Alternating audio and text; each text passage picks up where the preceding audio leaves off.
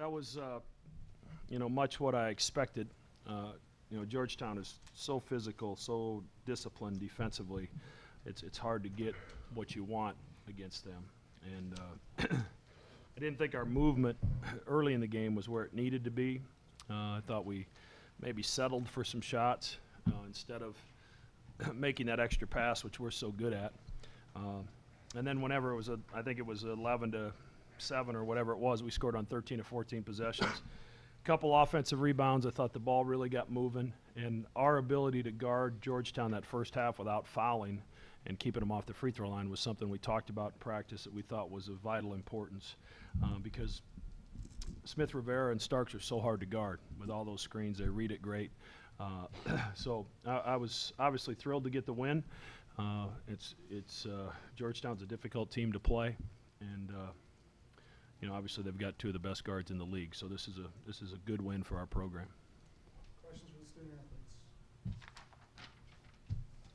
Will, in the second half, I think Chapman missed a layup, and you came in for the dunk and put back, and at that point, Georgetown had made it a 6-point game, and so you got it back to 8. I guess, do you remember that play? Was it kind of pivotal, do you think, as far as trying to stem their momentum if they were going to get any? I mean, our job as a bigs is to trail them. I just was doing my job, and I didn't realize that they had pulled that close. I didn't realize anything.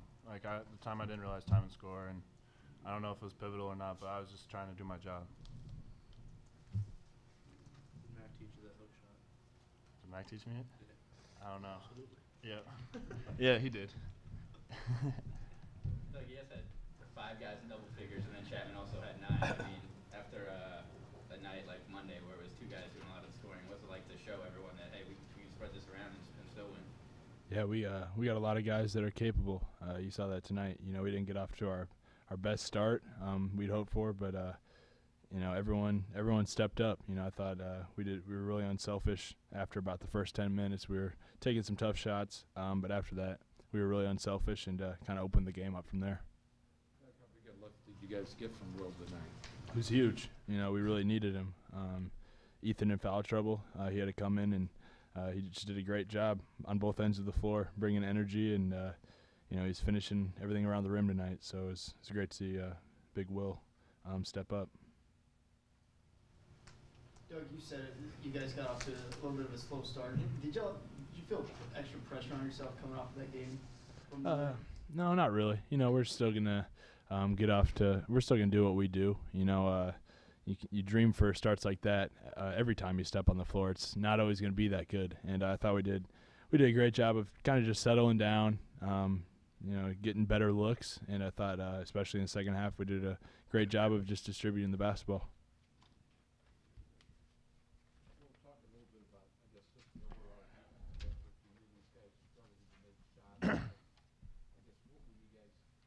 On to try to make it even tougher on them? I mean, our game plan was to, make Smith, Rivera, and Starks, their 2 best players, shoot tough shots. And, they shot a pretty low percentage tonight. Our guards did a really good job on them. And then with their bigs, they're not the typical shooting bigs. So for the bigs, it was a challenge for us to be in 2 places at once, and there's a few times where we weren't. But when we were able to do that, I think that we played pretty good defense there. So I think for the most part, except for a few times, we executed the game plan pretty well. Where did you win that hook shot? I don't really know. I've shot it a few times in open gyms, and I thought I saw it, and I don't know. It was there. Yeah, I thought it was there. 2 more for the student athletes. Doug, he just talked about how hard it was to get shots tonight. You and Ethan, it looked like they were really doing whatever they could to keep the ball away. Yeah, they did a great job. They really keyed in on us, and some of those trail threes or open looks we usually get, there was a hand in our face. So they had the athletes in the front line where they could kind of do that, and they're very physical. But like I said earlier, everyone else stepped up, and if we can find ways to win when me and Ethan aren't hitting shots, it's really good to see, and it's a good sign. We got the win. We're 7-1, and now we're gonna move forward.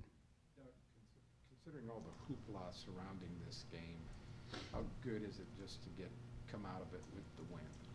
it feels great. You know, wins aren't easy to come by in conference play, and to say that we're 7-1, we would have taken that at the start of the year. But you know, this team does a great job of not dwelling on past games. We're going to flip the page and move right on to St. John's, and then we'll get some time off and prepare for the second half of the conference play. So we're really excited with the start.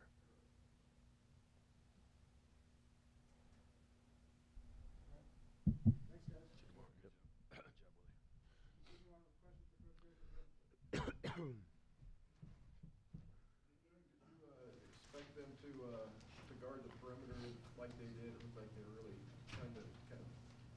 Yeah, they were very physical. They switched a lot of Doug and Ethan screens, and were physical on the cuts going to the basket, so we couldn't get we couldn't get some of that we'd normally rely on. But fortunately, we scored 7 points the first 18 possessions, which that's we're averaging 1.2 something points per possession on the year. So that's as poor of an 18 possession stretch as we've had all year. On the positive side, they scored 6 points in the first 16 possessions.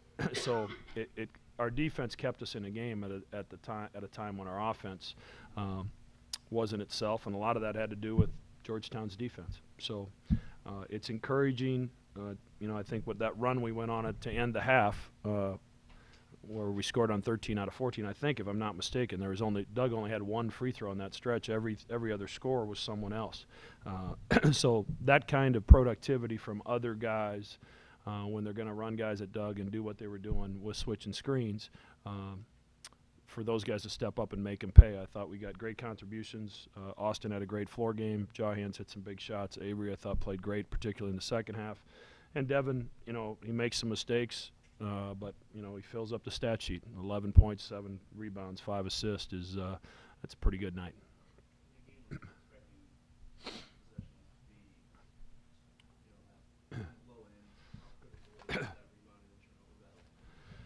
Well, it's huge because they're long across that front line and athletic, and to win the rebounding battle, get one more offensive rebound than they did.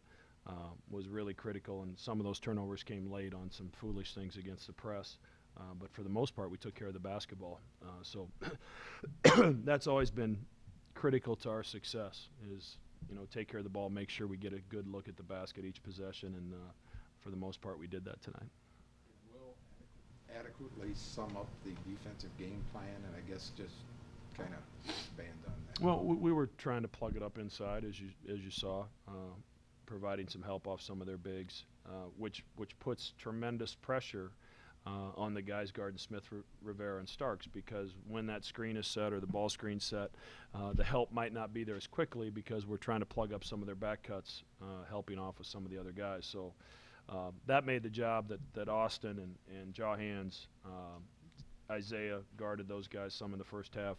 Avery guarded them some in the second half. The job that they did is really impressive when you consider oftentimes the help wasn't there as quickly as we usually have it. How big is, you talked about it earlier, how big is the defending home court, against a team like Georgetown? It's everything. If we aspire to compete for a conference title and want to be playing meaningful games in March in this league, you have to hold serve on your home court. And, we've been fortunate to go away from home and win 3 out of the 4 games we played. And it's really hard to win on the road in this league. I think any league it's difficult, but there's some tough places to play. You're playing against good teams. You're playing against great coaches and playing in front of a good fan base for the most part. So our home crowd was huge for us again tonight. Obviously, it's with all the pink, it was an incredible sight to start that game. Words can't express how much I appreciate the way that our fan base and this community has jumped aboard this event. It means a great deal to our family. Obviously, it's something that's near and dear to our heart because we've been there and done it. And like I said, if one person realizes that it's time for a checkup and the cancer is caught early and they're cured, then everything we did tonight is worth it. That's what this is for, to raise awareness. And obviously we raise a few funds, and that's great. But the basketball game is one thing, but the attention that we brought to the need for early detection in the fight against cancer, that was an incredible message tonight. 2 months ago when you made the lineup switch, some guys might not have reacted the same way that Will did to it and has continued to do to it. Can you just talk a little bit about that? You know, some guys are more comfortable coming off the bench. You know, we're asking Will to do something that he'd never done before at the college level, and not that he did a bad job of it. He didn't. As I've said at the time, Ethan's one of our best 5 players, one of our best players, period. And we just felt we needed him on the floor to start the game. And fortunately, Will embraced the role that we asked him to play, and continues to bring energy and enthusiasm and effort to every minute he's on the floor. And he was huge tonight with Ethan's foul trouble, and you know, Doug still not totally being himself.